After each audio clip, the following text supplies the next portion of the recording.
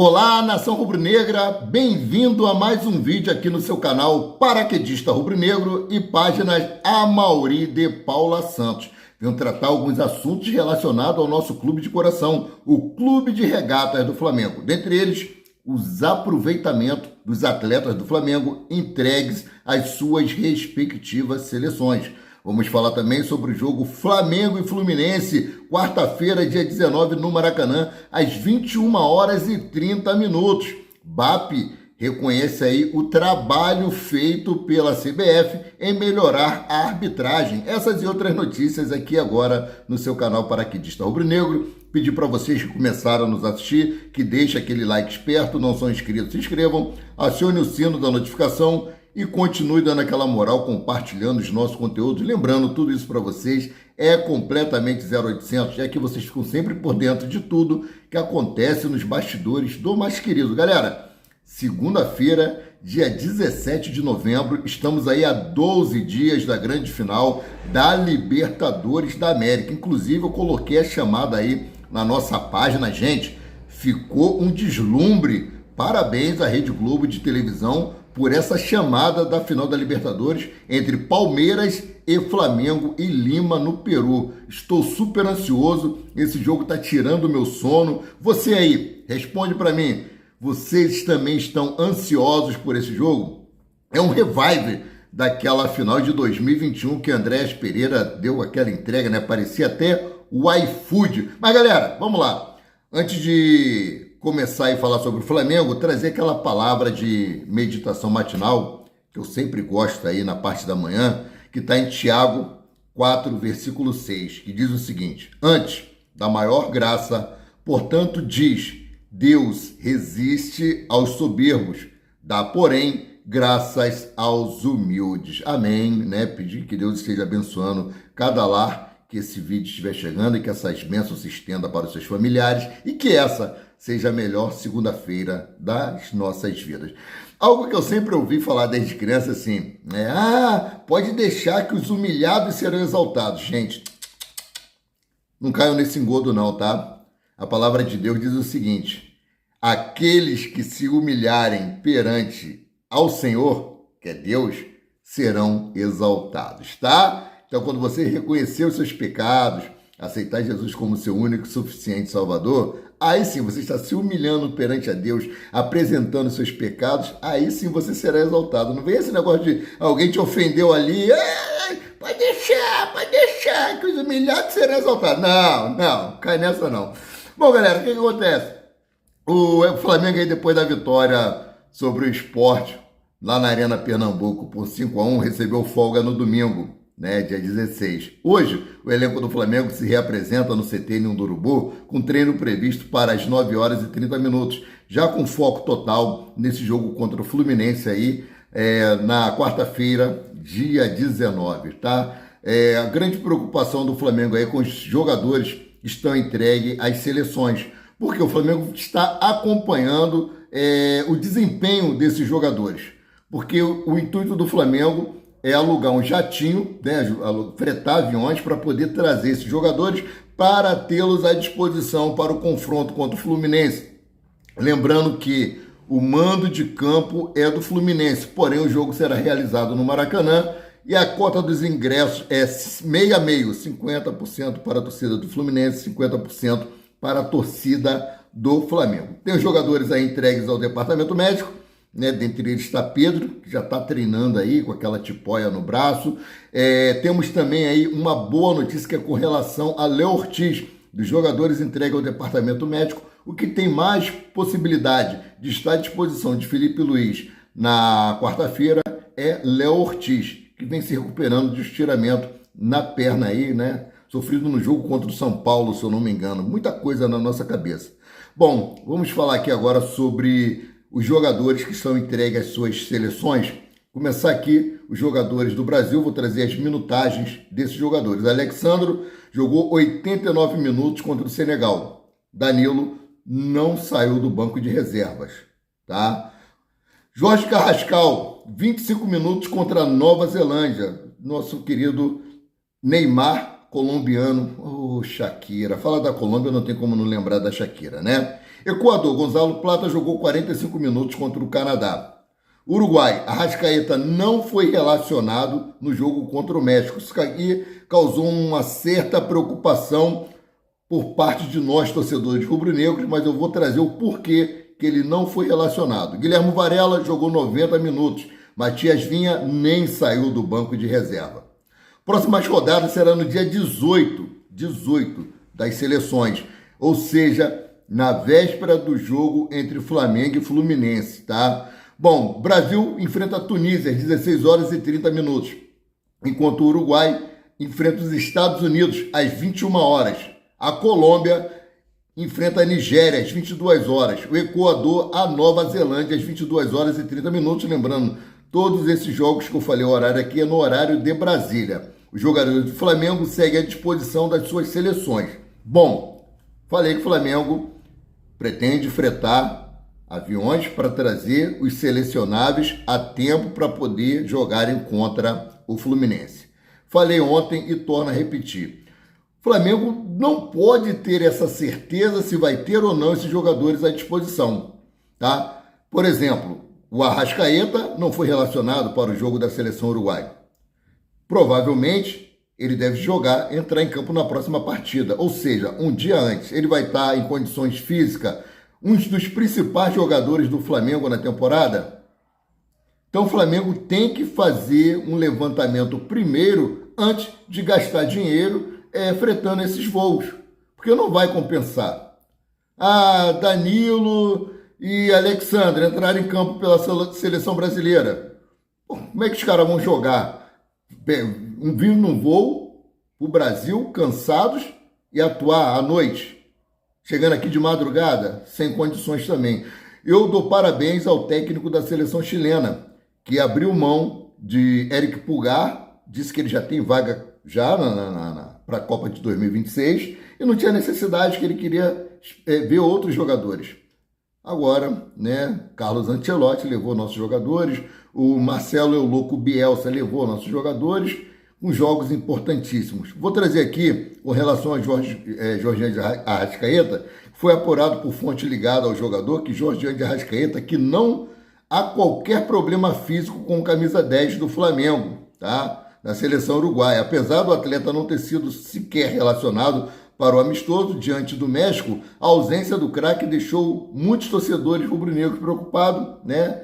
O fato de Arrascaeta não ter ficado nem no banco de reserva foi apenas uma opção do treinador, que montou duas equipes distintas para os duelos contra o México e contra os Estados Unidos. Ou seja, os jogadores que foram poupados contra o México, consequentemente, vão entrar contra os Estados Unidos. Ou seja, Jorginho de Arrascaeta está entre os jogadores. Vinha permaneceu no banco durante toda a partida, enquanto Varela foi o único representante rubro-negro a atuar disputando os 90 minutos no empate em 0-0 diante do México.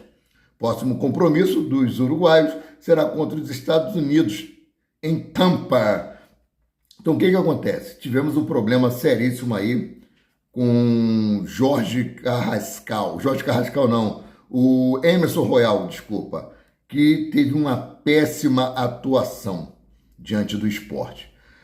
Guilherme Varela, que atuou aí por 90 minutos no primeiro jogo da seleção do Uruguai, com certeza não deve nem ser relacionado para esse jogo contra o México, né? Desculpa, contra os Estados Unidos em Tampa. Então, assim, já é um reforço para a lateral direita, porque as críticas em cima de Emerson Royal foi muito grande. Foi muito, muito péssimo, foi horroroso, foi horrendo. Péssimo, péssimo, péssimo, péssimo mesmo. Bom, seguindo aqui com as informações, né? Confirmado aí, seleção brasileira vai enfrentar França e Croácia em março de 2026, antes da Copa do Mundo. Os contratos já estão assinados e as partidas vão ocorrer nos Estados Unidos. Os jogos serão disputados em estádios da Copa e com nova bola que a Adidas usará para a competição. Então, já tem amistosos marcados aí para a seleção brasileira em março, meu querido. É isso aí, Estados Unidos em março, tá? Bom, seguindo aqui com outra informação. O Flamengo emitiu aí uma nota destacando as ações da CBF sob liderança do presidente Samir Chaude, para elevar o nível da arbitragem no futebol brasileiro. Bom, o clube afirma que as iniciativas representam um passo importante no processo de profissionalização da arbitragem. Precisa acontecer isso o mais rápido possível. Eu vou trazer aqui alguns trechos dessa nota que é muito grande, tá? Ela está completa na nossa página Amaury de Paula Santos. A nota diz o seguinte aqui, abre aspas. O Clube de Regata do Flamengo vem a público valorizar as ações promovidas pela Confederação Brasileira de Futebol, sob a liderança do presidente Samir Chaude, para elevar o padrão da arbitragem no país. O clube considera que a reunião dos árbitros do quadro nacional para períodos de treinamentos intensivos, realizado desde outubro pela entidade na Granja Comari, é uma iniciativa que já vem mostrando resultados. O Flamengo acredita que a capacitação contínua de maneira presencial contribui para aperfeiçoar o desempenho dos árbitros e reduzir o índice de erros nas partidas. Além disso, o acompanhamento de psicólogos e a atenção à saúde mental tem sido fundamental para a tomada de decisões neste momento de extrema pressão, que é a reta final do Campeonato Brasileiro, né? O clube parabeniza a diretoria da CBF na pessoa do presidente Samir Chaude, assim como a comissão de arbitragem presidida por Rodrigo Sintra, pela disposição em promover avanços concretos, elementos fundamental para o desenvolvimento contínuo do esporte. Fecha aspas, é um trecho da nota que é enorme. Vocês vão lá na nossa página Amaury de Paula Santos, que essa nota está completinha. Gente, a gente está vendo a movimentação aí da CBF pelo fair play financeiro. Isso é muito bom para clubes como Flamengo, Palmeiras, Juventude, times que andam correto aí, não gastam além do que arrecadam, pagam sempre em dia os jogadores, pagam sempre em dia os seus credores. Isso é muito bom. Está aí tentando melhorar a arbitragem no Brasil, mas me parece mais uma corrida desesperada para não perder espaço para a Libra e para a Liga Forte União. O Brasil não tem liga de futebol, existe a CBF, né, que promovem as competições no Brasil. E a Libra e a Liga Forte União, elas apenas negociam os direitos de transmissão. Estão tentando, a todo custo, criar uma liga independente. Então a CBF, que está começando a perder espaço, já está se movimentando atrás dos bastidores. Não é porque a CBF é boazinha, porque os clubes, os dirigentes são bonitinhos que ela está fazendo isso. O medo dela é acontecer igual em 1987, como aconteceu o Clube dos 13, eles formarem uma liga que dê certo, venha trazer bastante lucro e a CBF venha perder espaço. Então, cara, não vamos nos enganar com a CBF. O projeto é bom? Pô, se der resultado, então sair do papel e der resultado, melhor ainda. Mas tudo tem alguma coisinha escusa por trás, né? Falando aqui novamente sobre Flamengo e Fluminense que se enfrentam quarta-feira às 21 horas no Maracanã pela 34ª rodada do Campeonato Brasileiro, cerca de 20 mil ingressos foram vendidos para a torcida do Fluminense, apenas, tá? Hoje, segunda-feira, 10 horas da manhã, inicia a venda de ingressos para a torcida do Flamengo. Os ingressos variam de R$100 a inteira, R$50 a meia, para sócios, tá? E R$700 inteira e R$387,50 a meia para o setor Maracanã+. Então, fiquem atentos aí, hoje a partir de 10 horas da manhã começa a venda dos ingressos. Bom, o Flamengo tem um adversário no sábado, dia 22, no Maracanã, pela 35ª rodada, que é o Red Bull Bragantino. O Bragantino venceu o Atlético Mineiro ontem e alcançou a terceira vitória seguida antes do jogo contra o Mengão pelo Brasileirão, tá? Como eu falei, ambos se enfrentam aí no dia 22 no Maracanã pela 35ª rodada no Maracanã. No entanto, antes da partida contra o Flamengo, o time paulista venceu o Atlético Mineiro domingo, dia 16, mais conhecido como ontem. Ué, mas os jogos atrasados não tinham acabado, PQD, que você falou? Sim, não tem mais jogos atrasados não, tá? A partida entre Atlético Mineiro e Bragantino foi válida pela 37ª rodada do Campeonato Brasileiro e a Confederação Brasileira de Futebol, a CBF, adiantou o confronto para não prejudicar a equipe mineira na final da Sul-Americana.